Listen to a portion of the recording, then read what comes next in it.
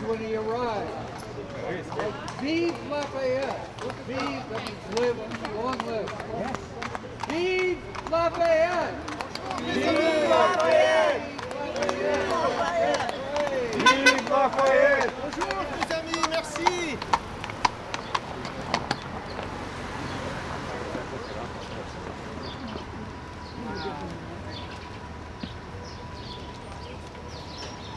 Bonjour mes amis, merci de m'avoir accueilli ici chaleureusement. Thank you for welcoming me so warmly to your town. Merci.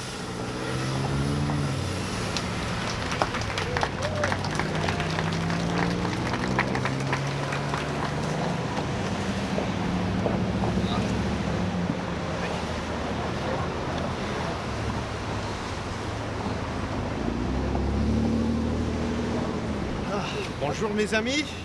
Bonjour my young friends. Bonjour monsieur. Welcome, Lafayette. Thank you Welcome. very much monsieur. Thank you.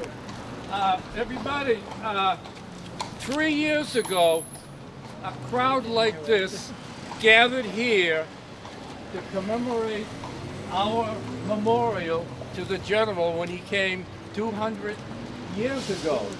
And today is the exact date that he arrived here. And what I want to do in welcoming him, instead of giving a speech, I'm going to use words that were used 200 years ago by a resident of town of Reading. And who might that resident be? Well, in my research, I found out there were only 2 folks that were written down as having to come here and see the general. Just 2 names. One was a minister, Dr.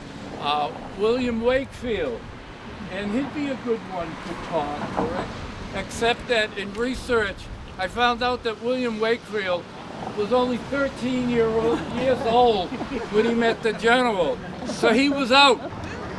The second one is a well-known character from town, Reverend Sanborn. Reverend Peter Sanborn, Reading minister, lived right over there off of Lowell Street.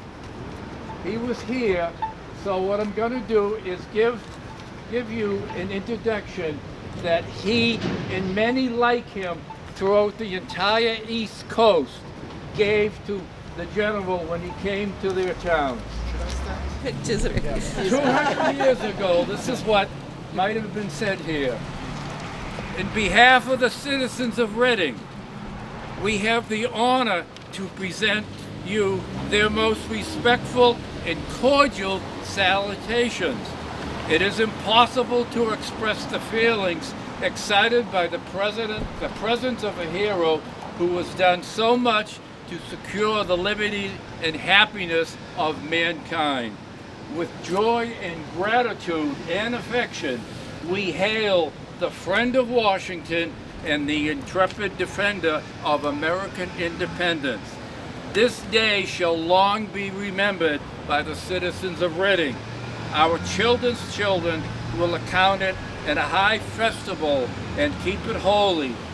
For this day, we have been suffered to pour out the effusions in our gratitude to the friend of Washington, the benefactor of America, and the patriot of France. General, welcome to Reading. Thank you monsieur. Thank you mes amis. Merci. Thank you. At this time, I'd like to introduce Pino de Rosio, Chairman of the Reading Historical Committee, with his greeting. Thank you, Peter. General, welcome back. Glad to welcome you back 200 years after. I'd just like to give some quick thank yous, first to Peter McGuire and to Alan Hoffman of the American Friends of Lafayette in America, who sponsored this event and also is responsible for our sign from 3 years ago.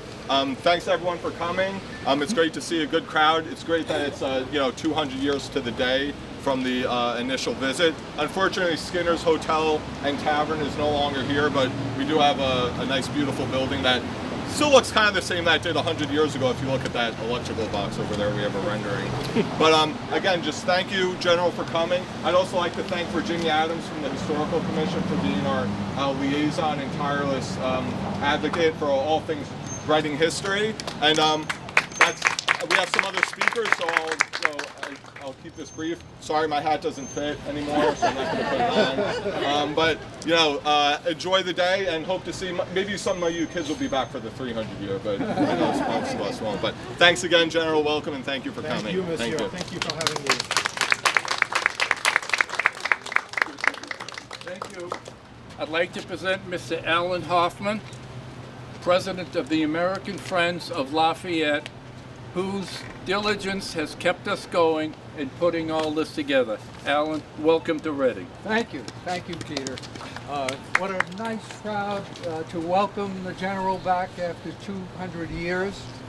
The American Friends of Lafayette has been conducting events like this to commemorate the bicentennial since August of last year. We've conducted about 150 events in various places. We have 30 events over the next 10 days in 4 states, Massachusetts, New Hampshire, Maine, and then Vermont, because the General did those 4 states and had events 200 years ago. Now the farewell tour, which is a little known thing in the American history books, is an incredible event. One contemporary, Edward Everett, was in the town of Everett is named, the casino town, as you may recall. He called it, and the farewell tour, an event unparalleled in the history of man. So here is this 67-year-old man with incredible energy who traveled all 24 states for 13 months and was greeted like a conquering hero in those states. Now when he was in Boston in 1824, the Bunker Hill Monument Association said, "Will you come back next year to help lay the cornerstone of the monument?" So he said, "If I'm still in the country, I will." And he was still in the country, and he did. So just 3 or 4 days ago, he helped lay the cornerstone of the Bunker Hill Monument. So he left Boston on the 21st at 9 a.m. And the best account that I have, and maybe Peter has more information, is in a New Hampshire newspaper called The Statesman. And it says he started from Boston June 21st at 9 a.m. passed through Charlestown and Medford to Reading. Now he didn't stop in Charlestown and Medford because he had spent time in both places before. In the first 2 mentioned towns, the people whom he met, without exception, respectfully saluted him, and many were drawn to the windows by his approach. At Skinner's Hotel in Reading, a large number of persons crowded in to see him and were received with great affability. The landlord refused any remuneration for the refreshments he supplied him and his attendants. At Barnard's Hotel, which is now in North Reading, a considerable number of people of both sexes and all ages gone up in regular order to hear his approach. He stopped for a few minutes to receive their congratulations before he headed north. That's Andover. Now, as a result of during the farewell tour, there was a whole consumer craze. All kinds of objects were created around Lafayette's visit. This is, for example, a ribbon that was worn by the school children of Boston in 1824 when he arrived at the Boston Common. He was greeted by over 3 million people. His name became a household name, and therefore we have 80 cities, counties, towns, numerous streets, monuments, a mountain, a river, and a lake named for Lafayette. Again, thank you very much for coming, and I think at this point, Peter, Lafayette has a few words to say. No, I have a few more words. Peter has a few words. I'll turn it over to Peter. Few more words. One thing that, if it wasn't for Alan, this marker would not be here. The Lafayette Trails Incorporated require original sources to prove that Lafayette has come to these places. We had nothing. Everybody knew Lafayette came here, but we had everybody in town searching, and we found nothing. But Alan came to the rescue and found that article from the New Hampshire newspaper, published 4 days after he came here. And Lafayette Trail said, okay. So thank you. Where are you, Alan? Thank you, Alan. Okay, very quickly, why this is so important to Reading, that I'm looking around, and some of you might have relationships that go back 50 years. Well, there is a person in Reading that has a 50-year relationship with the general. His name was John Brooks. He was Reading's first town doctor. He was in town here. And I'm going to tell you about this relationship very, very quickly.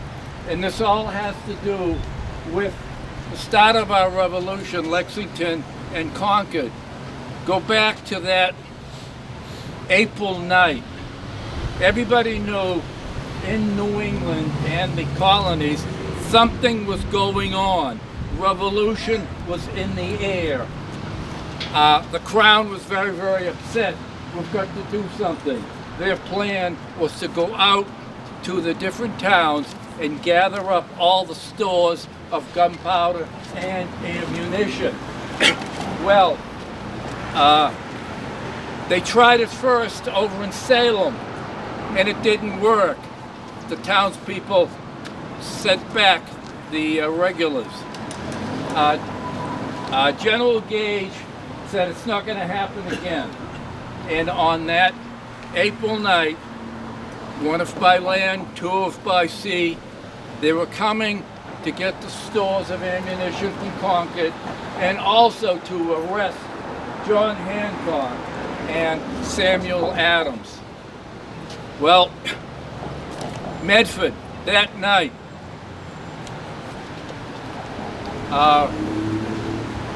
he's there. Martin Herrick, he's a rider, he's an express rider. In other words, these are the ones that were going to give the alarm. He's in Medford. He meets Paul Revere. The word is out. Martin takes off, comes through Stoneham, comes to Reading, sees the people. I have to go. I have to see John Brooks. He's the doctor. Why, are you ill or something? Well, no. He was also commander of the Reading Minutemen. Went over to his house, right down the back here, John Street, 4 houses in. You'll see a plaque, John Damon House. That's where he, quote, took a room when he first came to this town. Brooks isn't there. They say he's up on, which is now Haverhill Street, at the Harshons, at seeing a sick patient. Well, many people say, no, he was with a group of Minutemen. Went up there, gave the word.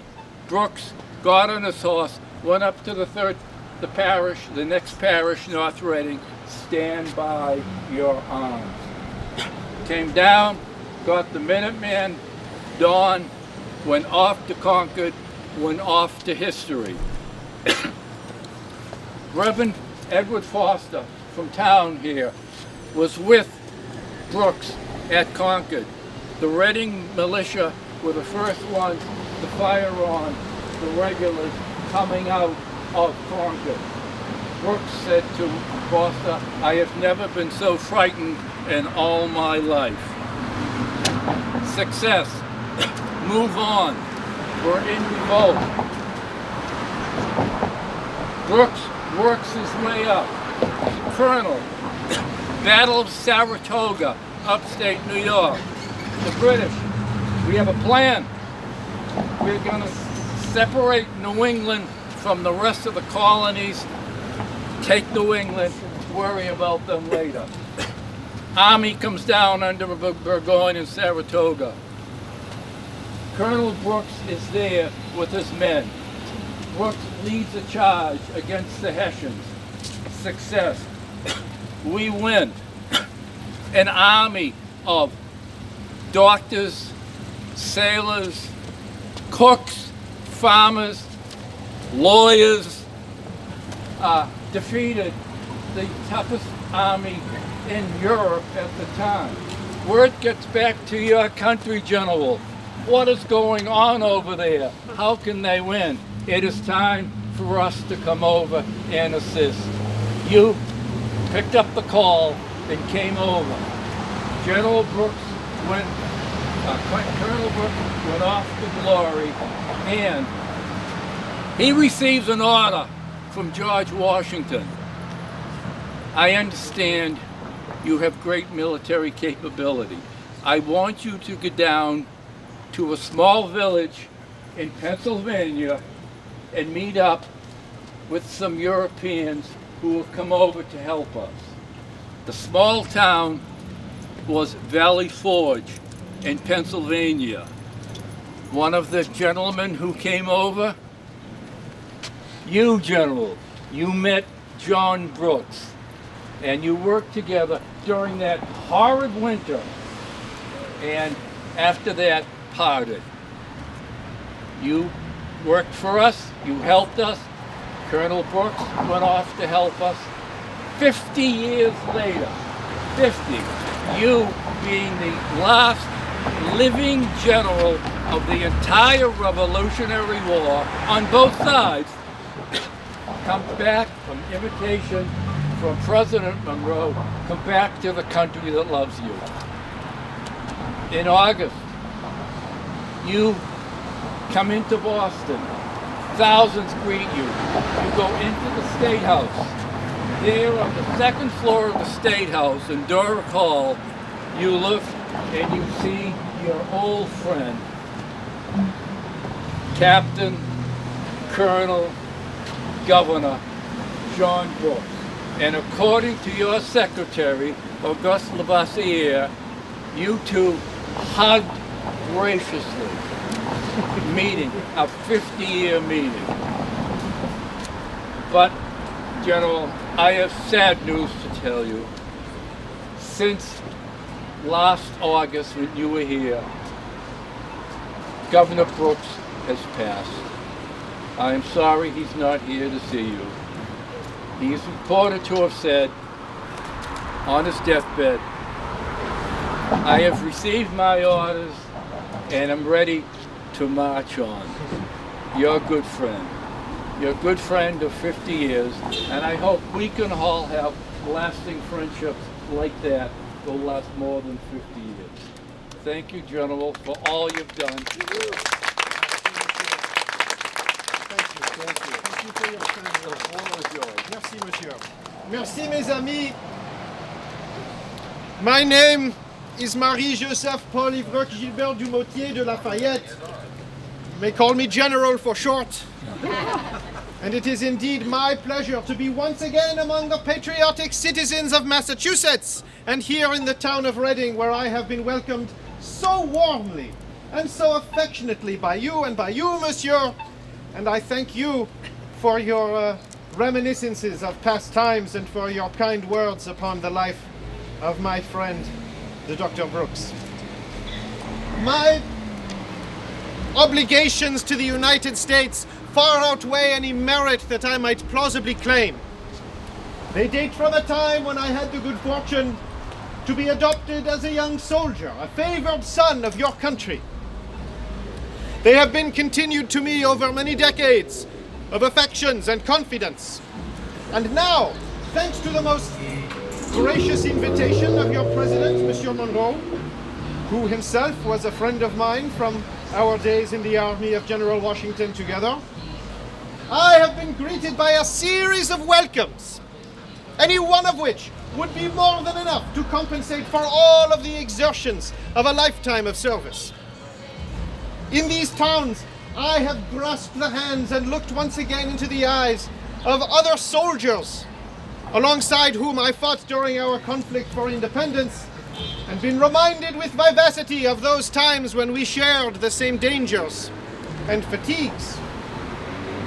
I cannot help but be reminded as well, as I see the faces of the young people in the crowd, of how it came to be that I learned of the American struggle for independence in the first place. For it was when I was a much younger man, in the summer of 1775, in the city of Metz in eastern France, when I was detached with my unit of the French cavalry, we received a very peculiar guest in our encampment.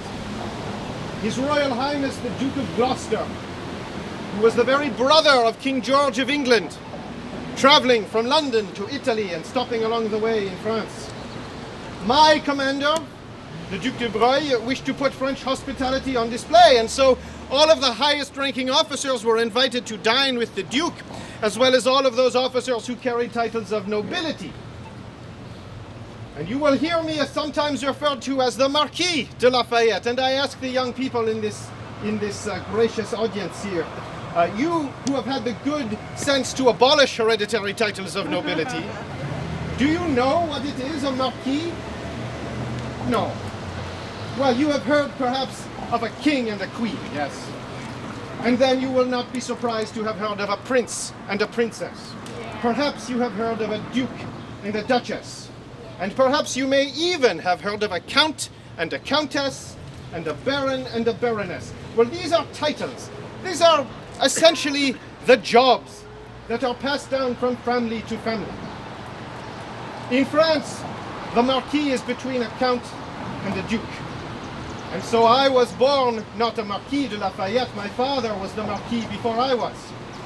He died before my second birthday at the Battle of Minden during the 7 Years' War, which was fought on this continent as well, although you Americans insist upon calling it the French and Indian War, as though those were the only parties involved. No, no, no, no.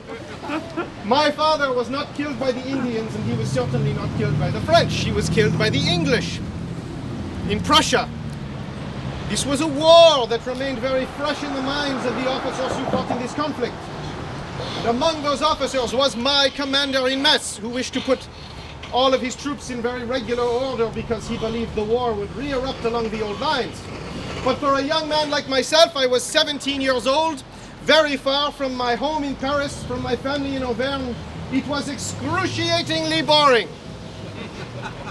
But when the Duke of Gloucester arrived, he shared with us that evening news of events that were unfolding here in the New World, where a group of Bostonians had taken up arms against the King's own soldiers at the towns of Concord and Lexington. This news had only just arrived in the capitals of Europe, as well as the news that a Congress of colonial Americans meeting in Philadelphia had selected a gentleman from the Southern Territory of Virginia, George Washington, to lead a continental American army. And at the sound of these stories, to hear of these brave men and women, these farmers, these doctors, taking up arms against the King's own soldiers, my own heart was enlisted. From the moment I heard America's name pronounced, I knew that I loved her. Warp sign is on. And when I learned that she was fighting for her freedom, I too wished to shed my blood for her. The days I spent fighting for her I shall count among the happiest of my entire life. But when I arrived in Philadelphia, 2 years later, waving my letters from Dr. Franklin in the face of the Congress, Congress did not know what to do with me. Who is this young Frenchman who claims to be a Marquis? I had traveled overland from South Carolina. I must have looked a fright. When I was at last allowed to present my own works before the Congress, I stood before them as I stand before you. And with my limited English at the time, I said that after all of the journey that I had made, I earned the right, I believe, only to 2 favors. The first is to serve your cause in any capacity you would have me, and the second is to do so at my own expense as a volunteer. And upon hearing that they would not be required to pay me, Congress was suddenly very interested in me. They were at this time completely preoccupied with money. I hope that it is different in your time. But even then, they made me a major general, but it was to be a decorative rank, an honorary commission. I was to have no troops under my command, no responsibilities. I am not so insensitive to know that their treatment of me may have had something to do with my perceived influence at the court of Versailles. I began to wonder why it was I had come all this way. I did not have to wait long for an answer, because I was shortly invited to dine with members of Congress at the City Tavern in Philadelphia, where the guest of honor would be none other than General George Washington himself. and everyone was distracted by his presence. It seemed to draw the very air from the chamber. And there I sat at one end of a very long table. The general sat looking at me. He must have considered me some sort of young puppy dog who had wandered in off the street. I must have looked to him no older than you look at me to my eyes. But if these were his thoughts, he did not give voice to them. Instead, after the dinner was completed, he spoke to me very kindly.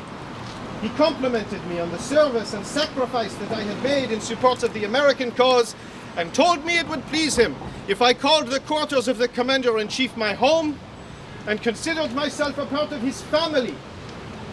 And this word struck out to me like a sort of bolt, you see, because in French the word famille is very similar, but it refers only to relatives of the blood, you see. I learned shortly thereafter that His Excellency was referring, in fact, to his military family, the officers under his command who shared his headquarters, Captain Hamilton, Captain Lawrence, Captain, now President Monroe. But for a moment, I believed it was His Excellency's intention to adopt me as his son, right there in the city tavern. I knew he had no sons of his own. I had never known my own father. And so as a young lad of 19, what choice did I have? I readily accepted. In time, I began to understand exactly what he meant. I began to understand America's quest for liberty within the very fiber of my being. And indeed, many of the men alongside whom I fought during this conflict I consider to be as much a family as I have ever known. Foremost among them, my paternal friend, General Washington. Mes amis, the approbation of the American people for my conduct during our fight for independence and during the vicissitudes of the European revolutions which followed are for me the highest honor that I could ever hope to achieve. Well may I stand firm and proud when in their names, in your names, I can be said to have remained ever faithful to those American principles of liberty, equality, true social order, the devotion to which, as it has been since my earliest youth, so it shall continue to be until my latest breath, and I aspire at all times to follow the example of the American education it has been my honor to receive. Mesdames et messieurs, je vous souhaite tous et toutes une très agréable continuation de votre journée. I wish you all a very pleasant continuation of your day, and thank you from the bottom of this old soldier's heart for the warm and hospitable greeting that you have offered me. Merci aux citoyens de Reading, merci aux citoyens de Massachusetts. Vive l'Amérique, vive la liberté. Thank you. Thank you, mes amis. And thank you, mes amis. One other thing, I wish to thank the Latham family. Without the Latham family, we would not be here today. Thank you very, very much.